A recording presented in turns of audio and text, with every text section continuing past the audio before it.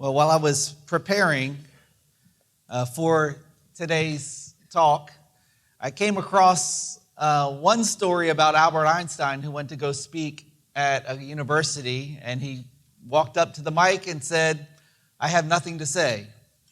And then he went back to his seat and sat down.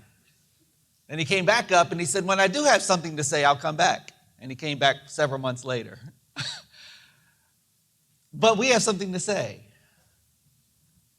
As I look at some studies in the early 1990s from Harvard University, Armand Nicolai found that American parents spend less time with their children than any other parents in the world except for Great Britain. Sorry, Dr. Smith. But yet here we are today having to find more seats because we have parents spending time with their children. And no doubt there are some that aren't here that would love to be here but just couldn't be here. But today we get to celebrate Donuts with Dad. We get to buck the trend or come against the research that was done by Harvard in the early 1990s. And I wanted us to draw our attention just for a few minutes about a theme that recurs over and over and over again in the book of Ecclesiastes. Here's Solomon nearing the end of his life and takes up the nature of life and sometimes can be rather pessimistic as you're reading it or realistic, depending on how you look at it. But there's this theme that recurs throughout the book. And I'm going to read just this theme and you'll pick up on it without me even commenting on it. Ecclesiastes chapter 2, verse 24. There is nothing better for people than to eat and drink and to find enjoyment in their work. I also perceive that this ability to find enjoyment comes from God. Chapter 3, verse 12. I have concluded that there is nothing better for people than to be happy and enjoy themselves as long as they live. And also that everyone should eat and drink and find enjoyment in all his toil, for it is a gift from God. Chapter 5, verse 18.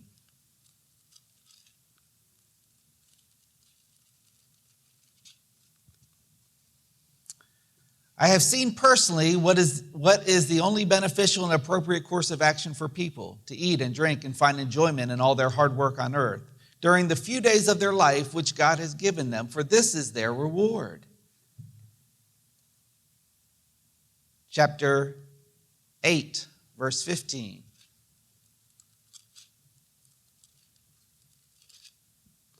So I recommend the enjoyment of life. For there is nothing better on earth for man to do except to eat, drink, and enjoy life. So joy will accompany him in his toil during the days of his life, which God gives him on earth.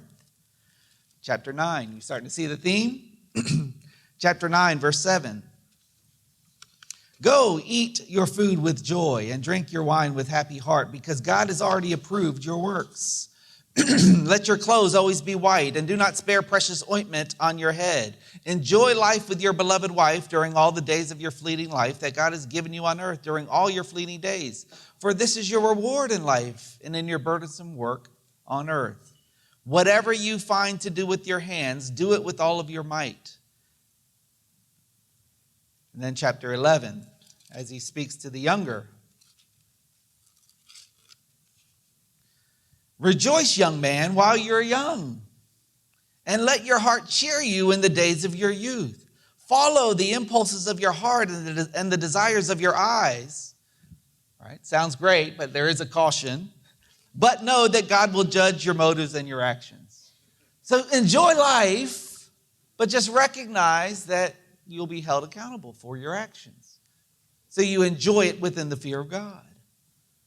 So as I think about this, I think about how he starts in chapter 12. So remember, command, imperative in the Hebrews, a core. Remember your Creator in the days of your youth. And then he starts listing out before the difficult days come. And as he describes the difficult days, he talks about getting old. And as I thought about what to say today, I thought about what Einstein did. And then I thought about what I've been kind of feeling. I feel like I'm getting old. I know I'm not that old, but I do feel a sense that life is fleeting. It's transitory. It's quick. It's like the candle that's blown out and you see the steam come up and then it's gone, evaporates. It's like the wind that comes for a quick second, really quick second in Houston, a quick second and then is gone. That's kind of how life is. This summer it dawned on me, I'm entering my 5th year at Providence. And it's kind of shocking because it doesn't feel like 5 years. As I looked at several studies, I looked at some studies from the early 1990s. That's when I was in college. And that just doesn't seem like it was long ago. So as we look at life, what I love about the book of Ecclesiastes is that Solomon here says, look, recognize that life is transitory. It's short. It's brief. So rather than get down in the dumps, because of the shortness of life, enjoy life. Take time to enjoy life. It is a gift from God. And one of the things that we've been talking about here at the school this year, really a major theme, is talking about our ordered loves. What is the subject of our loves? What are those things that we love? And there's a multitude of them. And what we've said is obviously the same thing that Solomon says here in Ecclesiastes. In fact, at the end of the book, he says, when you get down to the end of it, here's the end of the matter. Having heard everything, chapter 12, verse 13, I have reached this conclusion: fear God and keep his commandments, for this is the whole duty of man. When you get down to the end of the day, our primary love needs to be a love for God. But that love isn't the only love that we have. Why do we have so many dads here? Because we have dads that love their students. And that's the right type of love.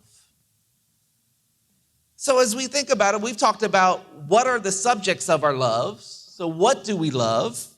Are we loving the right things? And those things that you love, you spend time with, right? And then we've talked about the intensity or the degrees of our loves.